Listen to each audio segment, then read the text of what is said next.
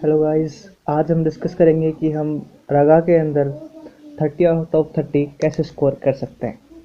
हमने पिछली वीडियो में डिस्कस किया था कि हम इंग्लिश के अंदर कैसे एक महीने की तैयारी में 20 आउट ऑफ 20 मार्क्स ला सकते हैं। अगर आपने वीडियो नहीं देखा है तो आप प्लेलिस्ट में जाके वो वीडियो देख सकते हैं। हम रागा की बात कर रहे हैं तो मैं आपको बता दूं फ्रेंड्स कि पिछले 2 या 3 एग्ज़ाम शिफ्ट्स की बात करूं। अगर मैं पहले सितंबर में हुए एग्ज़ाम 2019 सितंबर में एग्ज़ाम हुआ था एयरफोर्स का वाई ग्रुप का, उसकी बात करूं तो रागा का पोर्शन जो था उसने काफ़ी प्रॉब्लम क्रिएट की थी।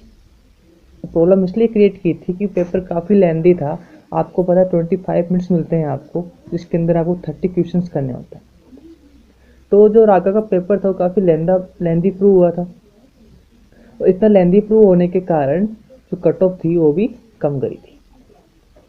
तो उसमें हम डिस्कस करेंगे कि कौन से क्वेश्चंस पिछली बार आए थे और क्यों लेंदी हुआ था, और आपको कैसा कौन से टॉपिक्स पढ़ने हैं इस बार ताकि आप रागा इजीली क्लियर कर सको। तो फ्रेंड्स, सबसे पहले आपको बताऊं कि रागा के अंदर आपको 13 या 14 मार्क्स तो मिनिमम लाने ही होंगे आउट ऑफ 30। ये बहुत ज़्यादा कंपलसरी है। तो मैं आपको बताऊंगा टॉपिक वाइज कि आपको क्या पढ़ना है और पिछली बार कौन से टॉपिक से क्वेश्चन आए थे। फ्रेंड्स, सबसे पहले 10 या 12 नंबर की रीजनिंग आती है। 10 या 12 नंबर की रीजनिंग आती है। रीजनिंग का बहुत ही इंपॉर्टेंट रोल होता है। तो रीजनिंग में क्या आता है? रीजनिंग में 4 क्वेश्चन जो हैं वो नॉन वर्बल रीजनिंग से आते हैं, यानी डायग्राम वाले क्वेश्चन। ये एयरफोर्स में पिछले 5-10 सालों से कंटिन्यू आ रहे हैं और 4 या 5 क्वेश्चन इनका बिल्कुल फिक्स है, और थोड़ा सा इनका लेवल अच्छा होता है और टाइम टेकन होता है, जिसके कारण ये एक डिफ़िकल्ट क्वेश्चन बनते हैं रीजनिंग के अंदर। फिर आता है बच्चे फाइंड आउट। एक फाइंड आउट का क्वेश्चन जो है वो पक्का होता है कि एक क्वेश्चन आपका आने वाला है कि आप इनमें से ओड जो है वो फाइंड आउट करें, असंगत चुनें। तो क्वेश्चन आपका 1 नंबर का वो होने वाला है। अगला आता है कोडिंग एंड डिकोडिंग, यानी कि आपका कोडिंग एंड डिकोडिंग का मतलब आप समझ रहे हो कि कोई नंबर दे दिया जाएगा, फिर आगे मिसिंग नंबर पूछ लेंगे, यानी कि पजल्स पूछ लेंगे। तो कोडिंग डिकोडिंग का एक क्वेश्चन हमेशा पूछा जाता है। फिर अल्फ़ाबेट वाला पिछले 2 एग्ज़ामों से पूछा जा रहा है और काफ़ी ज़्यादा पसंदीदा क्वेश्चन बन चुका है एयरफोर्स का। ये कि हर एग्ज़ाम में पिछले 2 एग्ज़ाम्स में क्वेश्चन आ रहे हैं, लगभग हर शिफ्ट में आ रहे हैं, 1-2 शिफ्ट का अगर बात ना करें तो। मिसिंग नंबर जो हैं वो काफ़ी ज़्यादा पूछे जा रहे हैं, यानी कि मिसिंग नंबर का एक क्वेश्चन जो है वो रीजनिंग में पक्का होता है। ब्लड रिलेशन जो ऐसा टॉपिक है जो हर कॉम्पिटिटिव एग्जाम में आता है और एयरफोर्स के अंदर भी अब आने लगा है। वाई ग्रुप में एयरफोर्स के अंदर ये एक क्वेश्चन जो ब्लड रिलेशन का वो पक्का होता है। हालांकि काफ़ी इजी लेवल का होता है, इतना हार्ड नहीं होता है, सब कर लेते हैं, लेकिन एक क्वेश्चन ब्लड रिलेशन का बनता है। एक क्वेश्चन आपका क्लॉक का बनता है। क्लॉक का सितंबर में एग्जाम में आया था, हालांकि एक क्वेश्चन मार्च में नहीं आया था, लेकिन सितंबर एग्जाम में आया था। और सितंबर एग्जाम में इसमें डिग्री पूछी गई थी कि कितनी डिग्री का एंगल बना रहा है। जब 3:40 हो रहे हैं तो ये कितनी डिग्री का एंगल बना रहा है, क्वेश्चन सितंबर के एग्जाम में पूछा गया था। अब हम बात करें मैथ की, तो बच्चों मैथ के अंदर जो सितंबर एग्जाम था इसने बहुत ही ज़्यादा प्रॉब्लम क्रिएट की थी, यानी कि मैथ में इतने लेंथी क्वेश्चंस थे।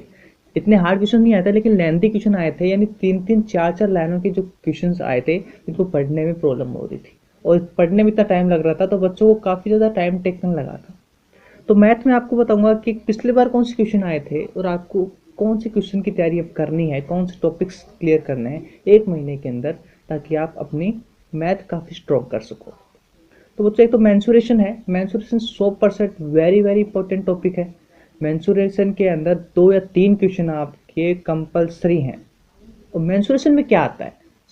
सर्कल यानी कि वर्थ, स्क्वायर यानी वर्ग, रेक्टेंगल यानी आयत। इन 3 टॉपिक से क्वेश्चन बनते हैं। आपसे सिर्फ ये पूछा जाएगा, वर्थ से एक क्वेश्चन बनता है कि आपको परिमाप देख के आपको क्षेत्रफल पूछ लिया जाएगा। वर्ग से क्वेश्चन में परिमाप और क्षेत्रफल का पूछा जाता है। और जो ये आयतन है, आयतन से भी परिमाप का क्वेश्चन पूछा जाता है, या वहाँ चारों तरफ को रास्ता बना के कोई क्वेश्चन बनाया जाता है। तो मैंसुरेशन की बात की, मैंसुरेशन से एक क्वेश्चन आपका पक्का बनता है। फिर आता है परसेंटेज का 1 से 2 क्वेश्चन आपके आते हैं, हर साल बनते आ रहे हैं और इस बार भी आएंगे। और परसेंटेज का लेवल काफ़ी इजी नॉर्मल लेवल का आता है, इतना हार्ड नहीं आता है। तो पिछली बार में की बात करूं कि सितंबर के 21 सितंबर जो एग्ज़ाम हुआ था उसमें क्वेश्चन पूछा गया था कि राम कोई वस्तु को 5% लाभ पर बेचता है और 1080 रुपये में बेचता है, तो बताओ उसका क्रय मूल्य क्या था। काफ़ी इजीली वाला क्वेश्चन था, तो ये आप आराम से कर सकते हो, यानी कि आपका बेसिक क्लियर होना चाहिए परसेंटेज के अंदर। एवरेज दोस्तों, एवरेज जो है वो पिछले 2-3 एग्जाम का फेवरेट टॉपिक रहा है एयरफोर्स का। तो एवरेज के अंदर 1 से 2 क्वेश्चन कंपलसरी पक्का है। आपको नॉर्मल्स लेवल के आते हैं कि पहली बात तो एवरेज क्वेश्चन कौन से बनते हैं। एवरेज में सिर्फ ये पूछे जाएंगे कि 10 विद्यार्थियों की औसत जो वजन है वो 12 केजी है, तो एक विद्यार्थी जाने के बाद में उनका औसत वजन 11.2 या 11 हो चुका है, तो जाने वाले विद्यार्थी का वजन बताएं। तो ऐसे क्वेश्चन बनते हैं एवरेज के अंदर जो एयरफोर्स में पूछे जाते हैं। प्रॉफिट एंड लॉस, तो प्रॉफिट एंड लॉस के अंदर क्या होता है कि प्रॉफिट और लॉस और परसेंटेज दोनों एक कैटेगरी आते हैं। ठीक है, मैंने जो एग्जांपल दिया था वो प्रॉफिट एंड लॉस और प्रॉफिट ऑफ लॉस के अंदर भी आता है। ठीक है, कि वो 5% लाभ वाला, तो क्रय और विक्रय मूल्य वाला, और जो है वो कई बार प्रॉफिट और लॉस और परसेंटेज क्वेश्चन दोनों मिक्स किए जाते हैं। Profit and loss and percentage दोनों बहुत ही इंपॉर्टेंट टॉपिक हैं और दोनों मिलते जुलते क्वेश्चंस पूछे जाते हैं दोनों में।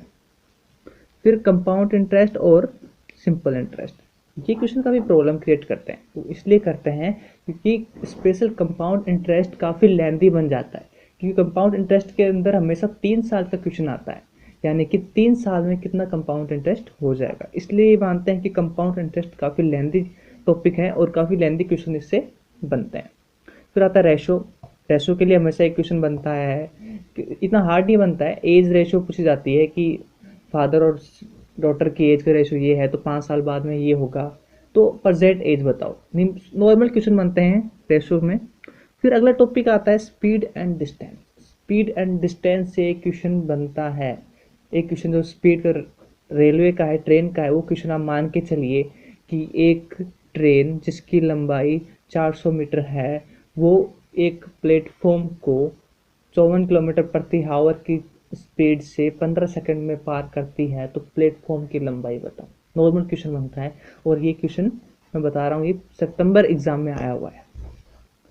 तो ये आपके मैथमेटिक्स के क्वेश्चन हो गए। अब मैं जीके की बात करूंगा। जीके के अंदर आपके 7 से 8 क्वेश्चन। देखो फ्रेंड, जीके क्या होती है, जीके ऐसी टॉपिक होता है जिसमें हमें ये नहीं पता हो कि क्या पढ़ना होता है, लेकिन एयरफोर्स का फिक्स है। एयरफोर्स के अंदर 2 या 3 क्वेश्चन तो आपके करंट से आते हैं, फिक्स है। 2 या 3 4 ही पूछ लेता है। वो करंट में क्या आता है मैं बता दूं आपको।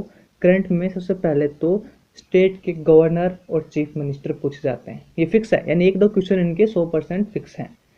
मैं आपको पिछले सितंबर और मार्च में हुए एग्जाम की डाटा के अकॉर्डिंग बता रहा हूँ, 1 से 2 क्वेश्चन फिक्स हैं। फिर आपको क्या पूछा जा रहा है कि कोई करंट में इवेंट होता है वो पूछा जाएगा। एक सबसे बड़ी बात जो पिछले 2-3 एग्जाम में पूछी जा रही है वो ये है कि किसी इंसान का नाम लिया जाएगा और ये पूछा जाएगा कि किससे संबंधित है। जैसे मैं बता दूं कि मार्च 2019 के एग्जाम में पूछा गया था बजरंग पूनिया किस खेल से संबंधित है, यानी कि ऐसा क्वेश्चन पिछले 2 सालों से पूछा जा रहा है, यानी कि 2-3 4 शिफ्ट देखे हैं, इसमें से क्वेश्चन आ रहा है। कोई भी चर्चित व्यक्ति जो है जिसकी मृत्यु हुई हो या उसने अच्छा अचीव किया हो, तो उससे क्वेश्चन पूछा जा रहा है। करंट से क्वेश्चन ये पूछा जाता है कि कौन सा सम्मेलन कहाँ हुआ है या कौन से खिलाड़ी ने कौन सी प्रतियोगिता जीती है। इसमें से एक क्वेश्चन हर बार पूछा जा रहा है। हिस्ट्री से 1-2 क्वेश्चन आते हैं। हिस्ट्री से आप मॉडर्न हिस्ट्री कर लीजिए और सभ्यता को देख लीजिए। ज्योग्राफी के अंदर नदी और बांध, ये बहुत ही इंपॉर्टेंट टॉपिक होते हैं, नदी और बांध। बच्चों एक बात और बताता हूँ आपको कि मार्च के एग्जाम में 2 क्वेश्चन आए थे जीके के, जो डिस्कस कर लेता हूँ यहाँ पे। पहला तो यह आया था कि गोरा और खासी ये किस स्टेट से संबंधित है, और आप अगले क्वेश्चन पूछा गया था कि असम का जो नृत्य है वो कौन सा है, तो ये आपको पता होगा। तो ऐसे क्वेश्चन जो है वो जीके में पूछे जाते हैं।